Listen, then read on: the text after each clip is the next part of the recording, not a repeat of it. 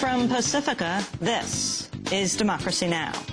Scientists were being asked to not speak to reporters, to report before, to tell reporters, I can't speak to you, I have to get permission, and I have to get someone on the phone with me to listen in on the conversation. Dr. James Hansen joins us today, widely regarded as the nation's leading scientist on climate change, and Mark Bowen, author of Censoring Science, Inside the Political Attack on Dr. James Hansen and the Truth of Global Warming. All that and more coming up. Welcome to Democracy Now!, democracynow.org, the War and Peace Report. I'm Amy Goodman with Juan Gonzalez. A new analysis shows inflation has led to a greater increase in prices of staples needed for basic daily life than it has on luxury goods. According to the Washington Post, prices for basics, including groceries, gasoline, and health care, have risen more than 9% over 2 years ago.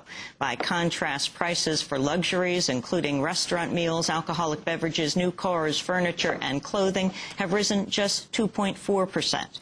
Meanwhile, increases in earnings for non-managerial workers was just over half the increase in staple costs at 5%. The rise in staple prices is attributed to increasing demand for oil, but also ethanol, which drives up food prices by making food crops more scarce. On the campaign trail, New Mexico Governor Bill Richardson has announced he's endorsing Senator Barack Obama. Both Obama and Senator Hillary Clinton have actively courted Richardson since he dropped out of the Democratic presidential race in January. Richardson is to appear alongside Obama today at a rally in Portland, Oregon. Meanwhile, 2 State Department officials have been fired and another disciplined for inappropriately accessing Obama's passport file. The Bureau of Consular Affairs says the officials acted out of curiosity rather than political motivation, but Obama's campaign is calling for an investigation. On Thursday, both candidates continued to focus on the 5-year mark of the Iraq War. Clinton addressed supporters in Indiana. This is the week of the 5th year of the Iraq War, and we're about to go into the 6th year. And I believe passionately that we should begin to bring our troops home. And I've outlined the policies that I would follow as president to do that. We have to do it carefully and responsibly. It is very difficult to withdraw troops. We can't just wake up in the morning and say, let's start bringing them home. It has to be planned for. Obama, meanwhile, was in South Carolina, where he linked the nation's economic woes to the Iraq War. We also have to understand that the more than $10 billion we're spending each month in Iraq is money we could be investing here in home. Just think about what battles we could be fighting instead of fighting this misguided war. Instead of fighting this war, we could be fighting the terrorists who attacked us on 9/11 and who are plotting against us in Afghanistan, in Pakistan. On the Republican side, Senator John McCain was in London Thursday on his way back from a Middle East tour. In London, McCain said the Iraq War would be a key issue in the upcoming presidential election. We are now succeeding in Iraq, and Americans, at least, I believe, are in significant numbers agreeing that the present strategy of the surge is succeeding, and they want us to succeed. And that will be, frankly, a very big issue in this campaign. In Iraq, at least 2 Iraqi families say they've turned down a compensation offer from the private military firm Blackwater for killing their loved ones.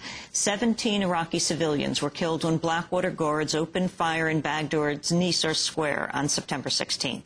The father of a slain 9-year-old boy told ABC News he's rejected a $20,000 offer for his son's murder. The man says he plans to take Blackwater to court. Another Iraqi who lost his wife and son says he's also turned down an identical offer.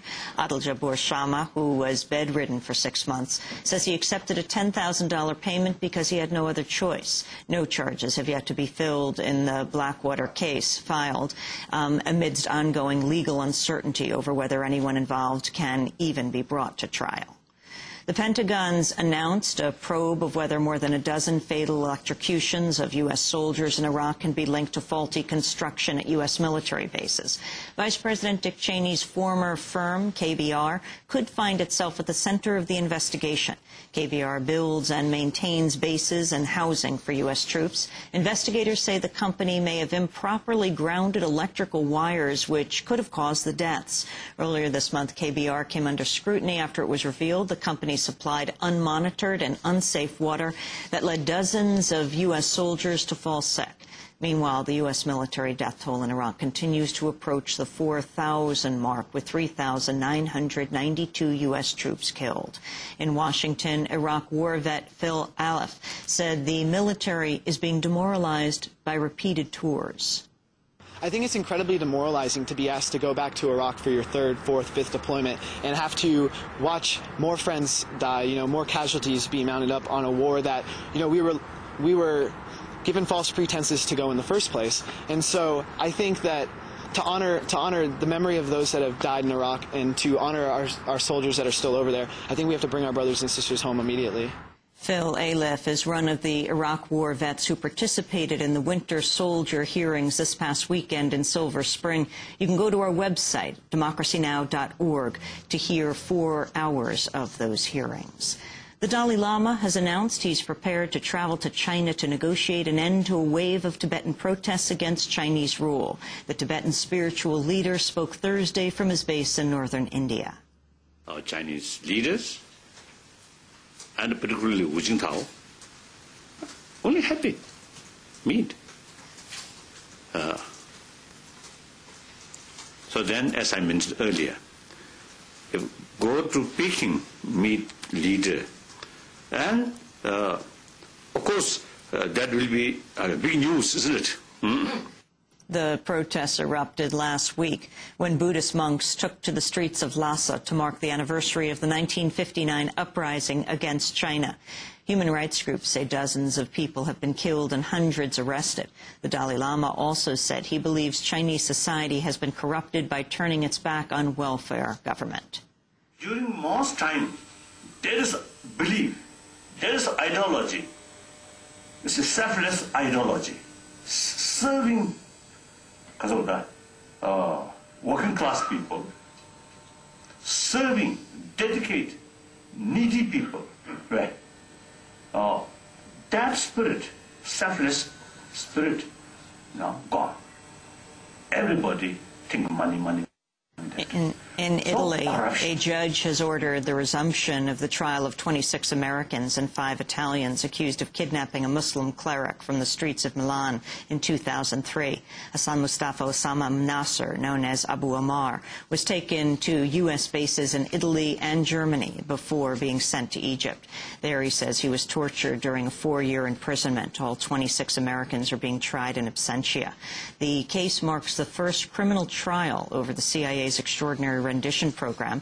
The trial was suspended last June pending a state secrecy ruling that has yet to be handed down.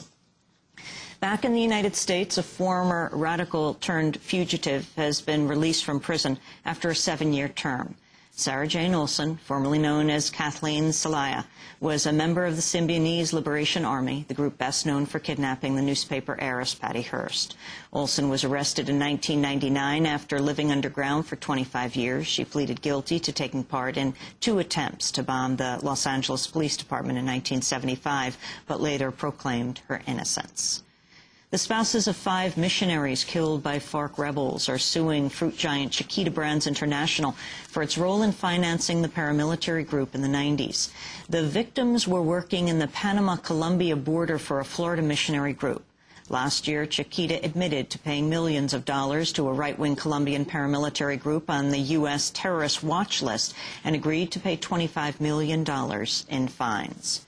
And here in New York, a U.S. immigration agent has been arrested after he was caught demanding sexual acts from a Colombian woman in return for granting her a green card. The agent, Isaac Baichu, has handled more than 8,000 immigrant applications during his career.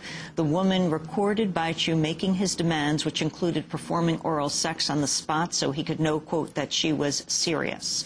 The case is among several known instances of sexual blackmail in the immigration process in recent years. Analysts say the actual number of cases could be far higher. Baichu faces 7 years in prison. And those are some of the headlines. This is Democracy Now!, democracynow.org.